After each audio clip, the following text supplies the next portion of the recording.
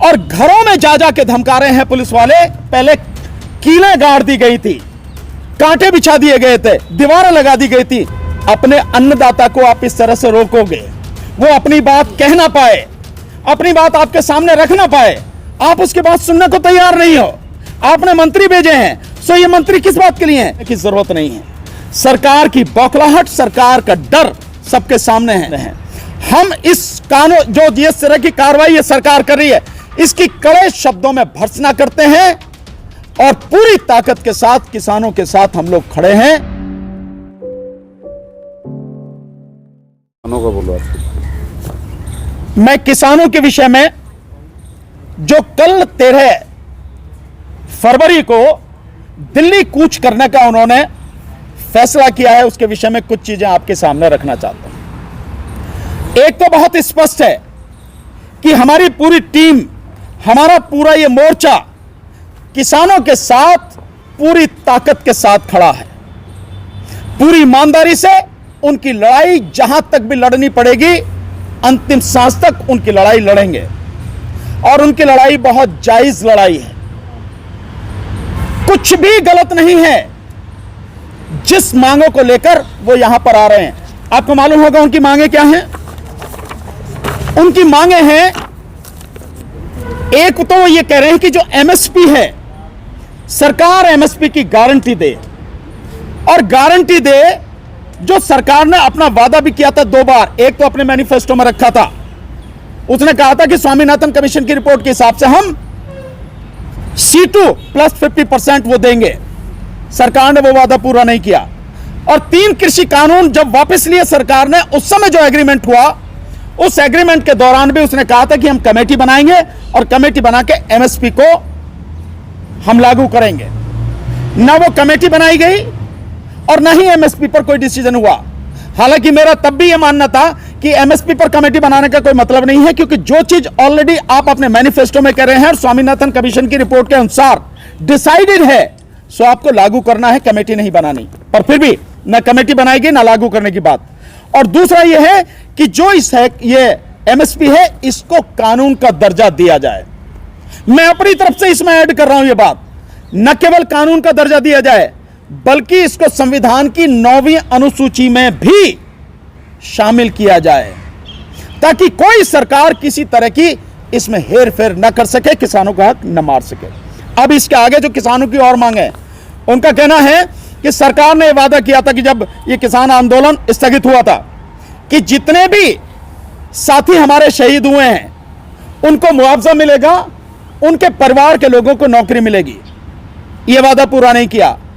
तीसरी बात उन्होंने कही कि जो लखीमपुर खीरी में किसानों को रौंद दिया गया था जीप के माध्यम से गृह राज्य मंत्री के लड़के द्वारा, उनको मुआवजा मिलेगा, नौकरी मिलेगी। यह वादा पूरा नहीं किया। और दूसरा, इस्तीफा होना चाहिए था गृह राज्य मंत्री का, वो भी नहीं हुआ।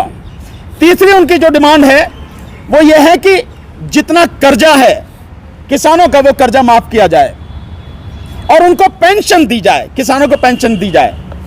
कर्जे के विषय में मैं बहुत साफ कहना चाहता हूं, अगर मोदी सरकार अपने यार पूंजीपतियों का 25 लाख करोड़ रुपया पिछले 10 साल में माफ कर सकती है, तो किसानों के ऊपर, जहां तक मेरी अब तक जानकारी है, वो करीब 13 या 14 लाख करोड़ है, उन्हें माफ नहीं कर सकती। चंद पूंजीपतियों का, जिन्हें आप उंगलियों पर गिन सकते हो, टिप्स पर गिन सकते हो, उनका आप 25 लाख करोड़ माफ कर रहे हैं। और जो आबादी सरकार के आंकड़े के अनुसार 14 करोड़ 64 लाख किसान परिवार हैं, उनका आप ये 13-14 लाख करोड़ माफ नहीं कर सकते? कर सकते, लेकिन नीयत नहीं है। ये तो माफ होना चाहिए, ये उनकी डिमांड है। इसके अलावा और उनकी जो डिमांड है वो बहुत अच्छी है कि जो नकली खाद, नकली बीज, नकली पेस्टिसाइड हैं, ये जो लोग भी इसमें संलिप्त हैं, इनके खिलाफ कार्रवाई हो, कानूनी कार्रवाई, और ये रोका जाए, बंद किया जाए। जो इसके अलावा उनकी एक मांग है वो ये है कि जो बिजली बिल, जिससे बहुत बड़ा नुकसान होने वाला है, और ये डिमांड उस समय भी थी, उस बिजली बिल को वापस लिया जाए, सरकार उसे वापस ले, खत्म करे उसको। एक और उनकी डिमांड है, वो डिमांड मजदूरों से संबंधित है। उनका कहना है, और बिल्कुल जायज डिमांड है, कि मनरेगा में जो मजदूर हैं, उन सभी मजदूरों को जितने भी रजिस्टर्ड हैं उनको काम मिलना चाहिए। और साथ में काम सरकार 100 दिन का कहती है, लेकिन 50 दिन का भी काम दे नहीं पाती, और वो भी चंद लोगों को। सो उनका कहना है कि न केवल 100 दिन की जगह 200 दिन काम मिलना चाहिए मजदूरों को, और जो 200, 250 और 300 तक की जो मजदूरी मिलती है एक दिन की, वो मजदूरी बढ़ाकर भी 700 रुपए प्रतिदिन की जानी चाहिए। ये उनकी एक डिमांड है। और एक और अच्छी डिमांड है कि जो आदिवासी हैं, उन आदिवासियों की जमीन को अडानी जैसे जो पूंजीपति हड़प रहे हैं, उससे रोका जाए, कानून बनाकर उस पर प्रतिबंध लगाया जाए।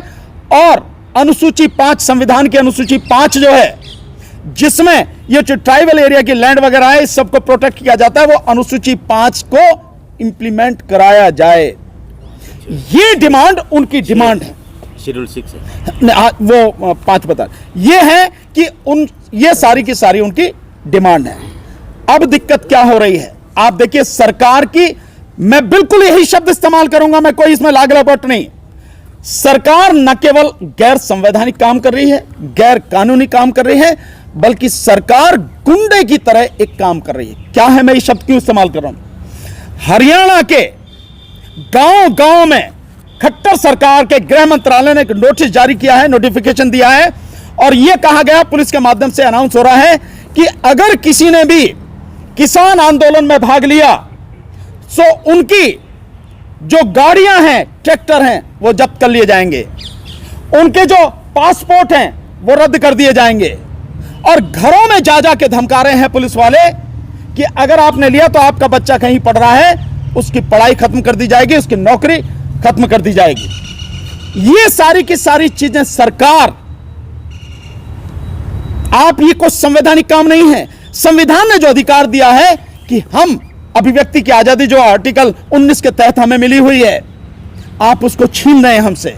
और सरकार घोषणा करके कह रही है, पुलिस को भेज के ये सारे के सारे धमकी दी जा रही है। मैं समझता हूं भारत के इतिहास में ऐसा पहले नहीं हुआ कभी, जो आज खट्टर सरकार कर रही है। इसके अलावा जो और चीज काम कर रही है सरकार, वो सरकार काम कर रही है कि जैसे पहले कीलें गाड़ दी गई थी, कांटे बिछा दिए गए थे, दीवारें लगा दी गई थी, हरियाणा बॉर्डर जो पंजाब से लगता है, हरियाणा बॉर्डर, वो तीनों चारों बॉर्डर इसी तरह से कर दी गए। अपने अन्नदाता को आप इस तरह से रोकोगे, वो अपनी बात कह ना पाए, अपनी बात आपके सामने रख ना पाए, आप उसकी बात सुनने को तैयार नहीं हो। आपने मंत्री भेजे हैं, सो ये मंत्री किस बात के लिए हैं? क्या ये किसानों को गुमराह करने के लिए है? जैसे पहले, अभी कुछ दिन पहले आपने जो ट्रक ड्राइवर हैं, ये जो ड्राइवर्स हैं, उनके खिलाफ जो कड़ा कानून लाया कि 10 लाख रुपए जुर्माना होगा, और वो 7 लाख रुपए जुर्माना और 10 साल की सजा, उनको जैसे गुमराह किया कि हम अभी लागू नहीं कर रहे कानून, क्या उसी तरह की कोशिश है? सो किसानों से मेरा यह कहना है कि आपकी ये जितनी मांगे हैं ये ना पूरी हो जाए। और एक मांग और इसमें जो है कि जो मुकदमे थे, वो मुकदमे सारे के सारे वापस लिए जाएं। ये तमाम मांगे किसानों की जब तक पूरी न हो जाएं, सरकार बाकायदा इनको तुरंत लागू न करे, तब तक आंदोलन अपना रोकने की जरूरत नहीं है। सरकार की बौखलाहट, सरकार का डर सबके सामने है, लेकिन साथ ही साथ सरकार की गुंडागर्दी भी सामने है। हम इस कानून, जो जिस तरह की कार्रवाई ये सरकार कर रही है, इसकी कड़े शब्दों में भर्त्सना करते हैं, और पूरी ताकत के साथ किसानों के साथ हम लोग खड़े हैं, उनका साथ देंगे, अंतिम सांस तक साथ देंगे। साथियों, खबरों में बने रहने के लिए फोरम 4 को सब्सक्राइब करें और नोटिफिकेशन पाने के लिए बेल आइकन दबाएं।